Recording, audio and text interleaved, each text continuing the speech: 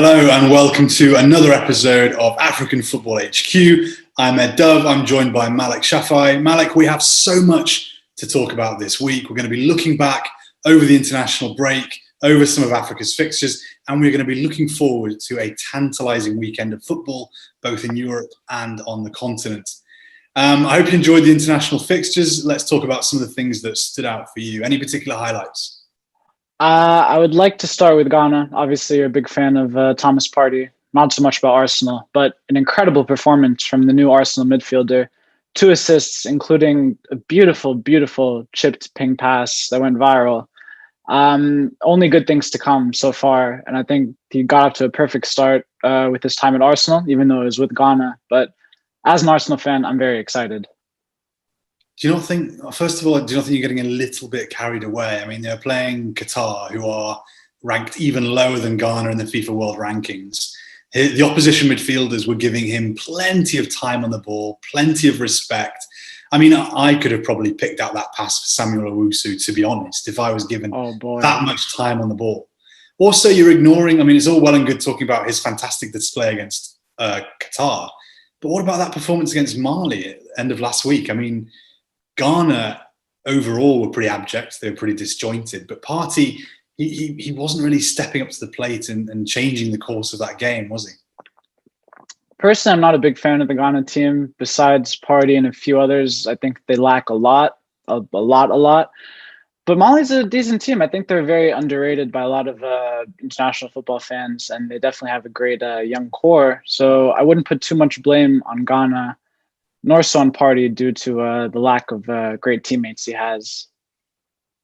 I think on a slightly more serious note, I think that pass against Qatar, what I would say is that even taking into account the paucity of the opposition, the prospect of those through balls going down the channels to Nicolas Pepe or Pierre-Emerick Aubameyang when they're running in behind opposition defences will be a sight to behold. So yeah, I certainly think from an Arsenal point of view, they can be very encouraged with what they saw in that display, even though, I don't know, how do you think Qatar would do in the Premier League? Would they be better or worse than West Bromwich? That's a tough one. I think after the World Cup, they'll probably have gained a few like Brazilians. They'll do a little Ukraine and add them to the national team. So maybe in a few years, they could be a relegation battler. Yeah, fingers crossed. And what about Algeria? Let's talk about them, because you were very excited about the Algeria-Mexico game, this clash between Africa's champions and North America's champions. Ultimately, it ended 2-2. Who do you think will be happy with that result? I have to say Algeria. They're playing against unfamiliar competition, and for most of the game, they were playing with 10 men after the sending off of Adeline Gordioura. So not great performance. He was sent off 10 minutes into the second half. So if it was for most of the game, it would have been the end of the first half. So I think, credit where credit's due to your North African brothers, but let's not get carried away. Mexico is a great side. I mistakenly said last time that they were only playing with the local squad. I was very wrong. We saw Raul Jimenez get a great amount of chances at goal, but some heroic Algeria defending stopped him on numerous occasions. And then on the attacking side, they could have scored so many more. Brahimi hit the post. Mahrez came close. It was just a very great performance. And even though they drew, I was excited by that. And I'm not even Algerian. What did you think of the performance of Saïd Benrahma? Because he's obviously been linked with a move to West Ham or even Aston Villa this week. You and I were both surprised he didn't move during the transfer window or the initial transfer window, I guess you could say. And he remains at Brentford. If you were a prospective suitor in the Premier League, taking a glance at him, what would you have seen from those 2 performances? I thought it was a breath of fresh air, but obviously it was as a cameo role, not too much, not too big of a sample size. I remember a lot of West Ham fans on Twitter saying that they hoped they didn't play a lot. So he didn't get injured, thankfully, and it seems like the move is still on, although that's a bit debatable. But I think it was good. What about you? Yeah, encouraging. There were some glimpses of excellence, but I think what Benrahma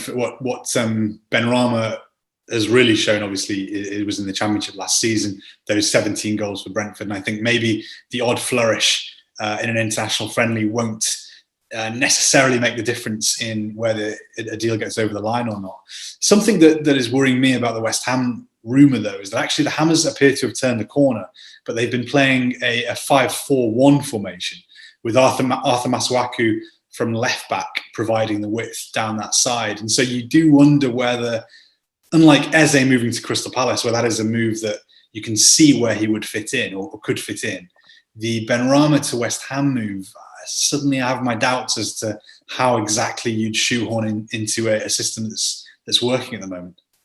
Yeah, it seems like they don't really need him, especially considering that Moyes has said they're looking for a center back. So it seems like this signing is more of a luxury signing, which you don't hear too often from West Ham. But I'm a bit concerned that no team really kind of needed him or went after him that much. The only team that's really made a decent approach is West Ham, and even then, they don't really need him. So I'm a bit concerned, but I'm not sure why. Well, maybe Villa could be the answer. Your mate Bertrand Traore could be pushed down the pecking order a little bit there. Obviously, too much competition for Trezeguet. Can't have that. In their first game, Algeria defeated Nigeria. Overall, it was a bit of a disappointing international break for the Super Eagles. They were defeated by Algeria, then they were held by Tunisia. Obviously, a lot of respect for their North African opponents, but do you think there's much in the way of positives for them to take from this break? Not really. Like, obviously, a lot of new debutants, so that's just great in general. But people are kind of saying, is it time for Gernot Rohr to leave? I don't know. The style of play wasn't great, and a lot of the great things that we saw are more individual moments of brilliance, like Iheanacho's goal, the opener against Tunisia. I'm not sure how much we can credit Gernot Rohr for how well or poorly they've been doing, but I think there's a long way to go until the Nigerian players finally reach that World Cup win. Yeah, it felt like, from a Nigerian point of view, in my opinion, it felt like a real waste opportunity, this international break. I think if you're not going to win the games, then I think you need to demonstrate something. Either it needs to be a coherent plan, or you need to be really proactively blooding new players. And I think just seeing Cyril Dessers and Chidera Ajuke for, I think, a combined half an hour, they only featured in the second game against Tunisia, was a massive shock. I mean, we've been excited about these guys making their debut since March. Dessers, the joint top scorer in the Eredivisie last season. Here is someone who appears primed to be Osimhen's understudy. So it was really disappointing that Onuachu, who is a player who we've seen what he gives to Nigeria, and it's not pretty always, seeing him getting the start in the first game and Dessers reduced to a peripheral role was disappointing. You also wonder, what actually did he learn from playing Kevin Akpoguma in the centre of defence, for example? Playing him at right back, for example, when he has made his name as a centre back. It's good to know, I guess, that you've got a centre back in the squad who can kind of uncomfortably do a job at right back, but is that really a massive encouragement? I don't know. I think the only real positive, perhaps, is that Iheanacho ended his goal drought with the Super Eagles, because at the beginning of his international career, he did actually hit the ground running, and he did take very naturally to international football. I remember he once scored in 4 consecutive matches at the end of 2016, I think. But he hadn't scored in 12 matches before that goal against Tunisia. And even though he missed a penalty, I think hopefully that will stand him in good stead for the double header against Sierra Leone. Can you see him playing alongside Osimhen? Because obviously Osimhen didn't play, but I'm not sure if Iheanacho proved enough that he should be starting over him. No, I don't think he's going to be starting ahead of Osimhen. And I think the only way you would really get them both in is maybe if you moved Osimhen out wide, as we saw in his debut for Napoli. But even then, you're moving a very talented striker into a congested wide area to accommodate a misfiring striker. So that wouldn't really make a huge amount of sense. I think at the moment there's only really a place for one of them. The concern really is the midfield, because without Ndidi, without Etebo, without Joe Aribo all injured, with Mikel retired, suddenly you have a massive gulf in that midfield. And that's the concern. Obviously, Onazi is a faded force. He's not getting a look in anymore since before the 2018 World Cup. Semi Ajayi he's had his moments in midfield in the Championship, but I don't think he's an international quality midfielder. So you're looking at guys like, why isn't Raymond Aziz getting more playing time, for example? When will guys like Ejaria make that step up into the national team? So that's the main concern. And obviously in goal, where he gave Okoye all of the minutes and didn't look at any of either Yakubu or all the other goalkeepers that were called up. So Alan Passu, his big return ended with 0 minutes. So that was all a bit disappointing. Another team who I know you found a little bit underwhelming during the international break was the Ivory Coast. I was personally really excited about Gervinho's romantic return, about Patrice Baumel, his first international window. But why were you a little bit left a little bit cold? A front line of Wilfried Zaha, Gervinho, and Nicolas Pepe is arguably one of the best in Africa, but they just perform so poorly on every single stage. And for as long as I've been following football, really, they had such a great generation with the likes of Yaya Toure before, and I feel like they have equally decent players now up top, but just whether it's the coaching or the federation, something isn't working. Obviously, Japan is a tough opponent, but they didn't really look that convincing in the game. Well, Japan are a tough opponent, and they only lost late on, and they also drew with Belgium. And you were blabbering on last week about how tough that was going to be, playing the best team in the world, and they've got a draw against Belgium, almost got a draw against Japan, and you're slagging them off. I just wonder if you've got a bit of a vendetta against Les Elephants. It's out of love. I want them to do better, but against Japan, they barely got any chances. They definitely deserve to lose that game. So to say that they only lost in the last minute might be skewing the narrative a bit. Yeah, I think hopefully, listen, this was Baumel's first opportunity to really kind of get a look at the guys and really test them. Hopefully that'll put them in good stead for the double header to come, the Africa Cup of Nations qualifiers.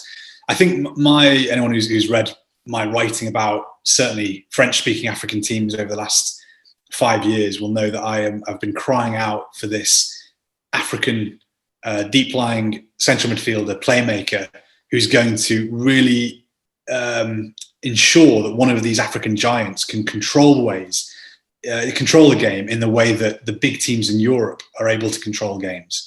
We had someone like Alex Song breaking through with Cameroon. Was he going to be the guy who could control matches for Cameroon? Obviously, that didn't happen. Mikel, at times, he was that player, that orchestrator for Nigeria. And I really hoped that Seri, especially when he was in Ligue 1 with Nice, I really hoped that when he stepped into the Cameroon, when he stepped into the Ivory Coast team, that he could be that heartbeat. We haven't seen it yet, but I still think there is time. As long as Baumel can sort out this midfield of Kessie, of Seri, maybe Sangare in there as well, I think there's still time for the Ivorians to come good. It's an incredible midfield too. I forgot about that. What on earth are they doing? Incredible midfield, incredible attack. It's they're right. Maybe in a year's time, ahead of the 2022 Africa Cup of Nations at the start of the year, maybe Ivory Coast will have become your favourites for the title. Finally, in this section, let's talk about some of the debutants, some of the players who took their first steps into African football during the international break. Any who particularly stood out for you, Malek? The two Ghanaians, Tariq Fosu from Brentford and Jiku, also making their debut for the Black Stars. You don't really hear too much about Ghanaians playing abroad these days, not as much as likes of Nigeria or other countries. So it's good to see kind of players who are doing it at a young level abroad in a big league, getting their chance with the Black Stars. So that was very encouraging. Yeah, I was very happy to see Frank Avina of Cameroon, formerly nicknamed the Bavarian Hulk during his time with Bayern Munich, getting his debut for the Indomitable Lions. I think they're a really boring side at the moment, Cameroon. They have been for a while. There's quite dour and a bit dull. And so hopefully a player like him, who himself needs to pick his career back up, can be a good asset. And also Clark Ador of Kenya, also of Brentford, like Tariq Fosu. Sorry, of Barnsley, who played against Brentford in the final game of the Championship season, who scored against them to keep Barnsley in the division, made his debut for Kenya. So congratulations to him. And Malek, tell us about Munir Al-Haddadi, who didn't make his debut this weekend. Oh boy! So we talked in previous episode about the new FIFA ruling that was supposedly made for a player like Munir Al-Haddadi in Morocco, for him after playing for Spain at youth level to now join the Moroccan national team. But he played one game with the Spain U21 team after he turned 21. And that one game ruled him ineligible for Morocco. It's very sad. I feel like it's a bit foolish from Munir's side. Obviously, he didn't know the ruling would come into play. But even from Morocco, why would they push for this law? And they didn't even know that Munir wouldn't make it. So I guess we'll see if other players will Well, did kind you of know? use Did that. you know that that rule was the rule? Because I must admit, I didn't realise that players who had played at under 21 level were that the under 21 games these days could render you ineligible for a senior team. I think it was because he was over 21. So Yeah, definitely. That definitely was the reason. But I'm saying that if the ruling is now that you can even play for a senior team when you are 30 in a friendly match and still swap clubs, then why should any of the matches you played at youth level, regardless of whether you were 20 or 21, deny you or prevent you from playing for another national team? It just seems almost like it's not in step with the new guidelines at all. Yeah, although potentially it could force upcoming players to not want to automatically take that youth call up from England or Spain or whoever, and now they have to really think: should I take this youth call up and knowing I probably won't get a chance with the senior team in a few years' time? Let me get my reps in with Nigeria or Cameroon. Yeah, the incidents when players are playing for under 21 teams when they've already passed their 21st birthday are so niche. I mean, the Munir to have been caught out on this is an absolute. Like, the irony is dripping with irony, and it's such a disaster for him because the big ruling was that he played for the seniors in a competitive game. He's finally got that over the line, and then all of a sudden there's this extra rule, which is that if you've played for under 21s, and if you were over 21, which shouldn't be happening anyway, the clue's in the title, then you're ineligible for your team. I mean, personally, I think if players can play non-competitive games for the senior team and still change nationality, and even now they can play competitive games for the senior team and still change nationality, then surely games that they've played at Olympic level or games they've played at under 21 level shouldn't prevent them from switching nationality. Listen, Munir has vowed to he's vowed to contest this, to appeal, and I'm confident he'll get it over the line. And even if he is 33 or 34 and he's making his debut for Morocco, I will be happy to see that day. Hope so. Well, let's talk about, unfortunately, some African players who made their senior debut with European nations, namely Adama Traore, turned out for Spain after turning down the Mali call-up, and Bukayo Saka, unfortunately, finally played for England. I'm sure you're very upset by that. Yeah, big time. Which of them were you most hopeful for to see in an African team? Definitely Traore, because we talked about Mali a little bit, but obviously they're not the biggest nations. And then you bring in this, not a world-class player, but a very great player in Adama Traore. You add him to a lower level side. I think that would have raised their profile quite a lot. Yeah, for me, I can see where you're coming from. But for me, it really had to be Saka. I really think it's becoming cooler again to be a Super Eagle. This exciting new generation. You know, Osimhen is now the most expensive African player ever, including add-ons, that deal to Napoli, plus guys like Iwobi, guys like Ndidi, you know, really solid Premier League operators, players who move for big money, who are linked with really big clubs. And I just think Saka would have been a perfect profile to fit into this new Super Eagles team. So while I wish him the best with England, it is a real disappointment.